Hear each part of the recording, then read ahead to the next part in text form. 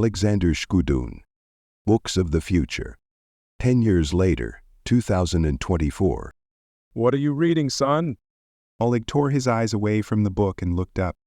Standing in the doorway was a blond-haired, strong-built man, no longer young but still sturdy.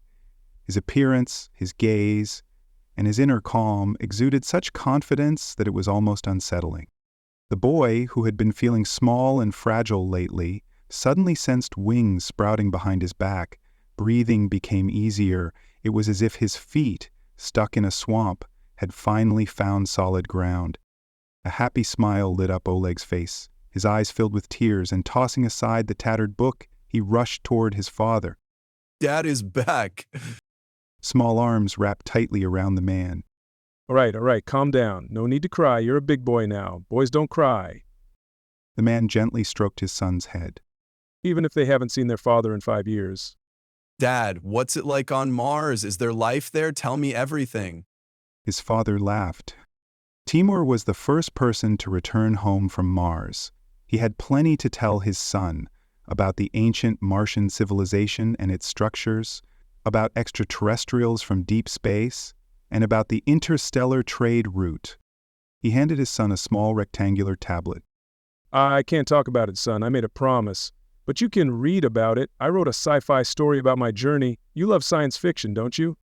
Timur's eyes sparkled with mischief and a sly smile played on his lips. Wow, is this a new e-reader? How does it work?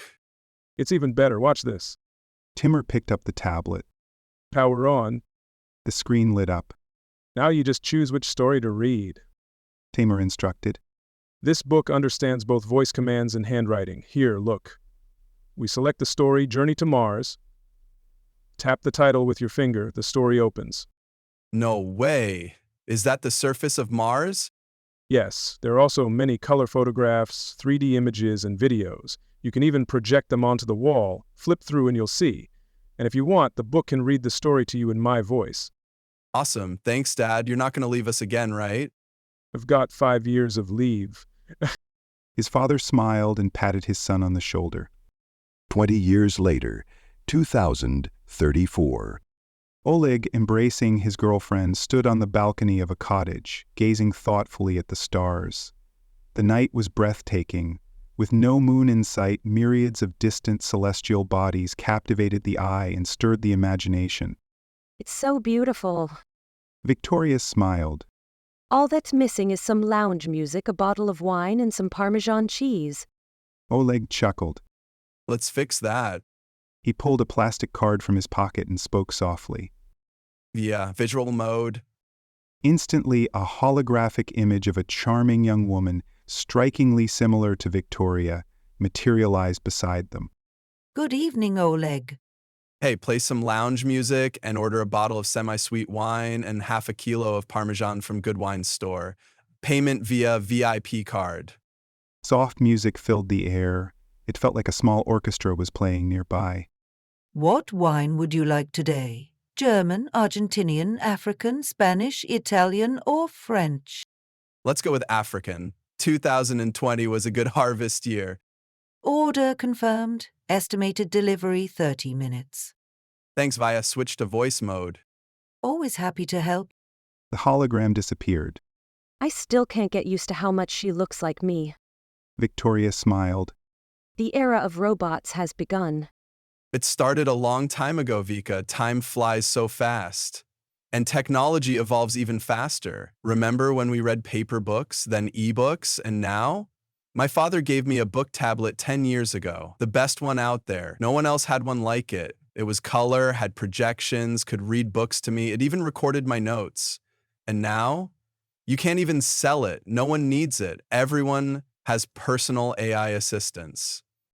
What do you think books will be like in 30 years? There won't be any, darling. People won't need to read anymore. Information will be streamed directly into the brain, and someone will absorb War and Peace in seconds. They'll even be able to quote it. No way. Direct to the brain? That's terrifying. That would mean implants. Our kids with chips in their heads. That's a nightmare. I'd rather they read, listen, and memorize the old-fashioned way. Progress can't be stopped. Oleg held her closer, and looked back at the stars.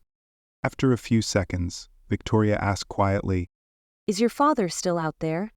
Yes, leading a crew to Jupiter. Wow, when did you last talk to him? How are they doing? We spoke yesterday. Vaya managed to connect to the onboard computer. Dad's the same as always, joking, teasing, telling me nothing. Classic him. He just said, "When I get back, I'll let you read all about it." Victoria smiled. A moment later, they were both laughing. 50 years later, 2064. Oleg sat in a plush armchair by the fireplace, watching the flames dance. On a crystal side table next to him stood a half-filled, round-bellied glass of dark liquid. A little further away, a bottle of fine cognac, a plate with lemons, sugar, and chocolate. It had been 5 days since Victoria and the kids had left for a vacation on Halia, an exotic planet recently discovered by humans. The climate there was perfect all year round: white sandy beaches, turquoise oceans, and breathtaking vegetation. There was no better place for a holiday. And yet, he hadn't been able to take time off work. What the hell's the point of robots if I still have to be stuck on a space station around the clock? Ole took a sip of cognac, bit into a lemon with sugar, popped a piece of chocolate into his mouth. Since his wife's departure, an emptiness had settled in his chest, a deep, aching loneliness, as if he had lost a part of himself. Not long ago, 2 of his best friends had died, victims of a senseless war between once brotherly nations. The irony was bitter. Humanity was discovering new worlds, settling them, and yet it couldn't bring order to its own. Technologies were advancing, inventions were being made, and people were still killing each other. For what? Land? Power? There were millions, billions of planets in space. Take your pick. Rule over them. Why couldn't they focus their efforts on exploring new, uncharted worlds, on inventing immortality, or, at the very least, a vaccine that would keep people young forever? Oleg sighed and drained his glass in one gulp, this time without a chaser. Oleg, I have scanned your body. Your blood alcohol level is at 0.78 per milli, indicating you have consumed 300 grams of cognac. That is sufficient. It is advisable to take Nebilet before sleep, as your blood pressure and heart rate are expected to rise within 2 hours. Oleg grimaced and pulled a plastic card from his breast pocket, tossing it onto the table. Vaya, I know what I'm doing. It would be wise to park your electric vehicle in the garage. Theft rates in our district have increased to 0.3%. Additionally, hail is expected tomorrow. Why don't I just shove a toilet brush up my ass and hop around on a broomstick while I'm at it? I do not understand your statement. You may add it to my database.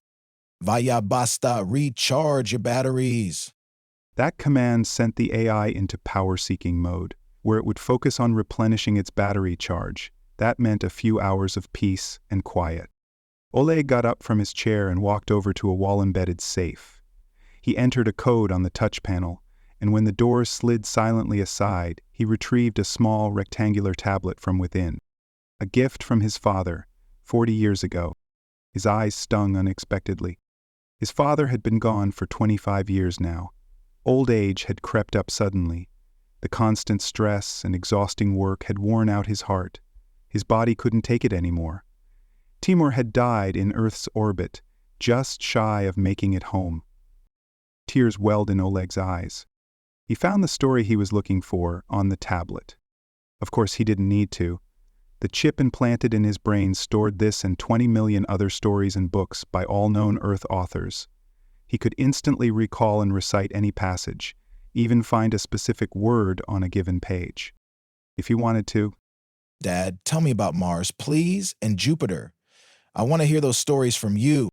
Oleg tapped the screen and, just like in childhood, curled up in the chair, tucking his feet beneath him. From the tablet's speakers, his father's calm, steady, confident voice filled the room. Kiev, 15th of December, 2014.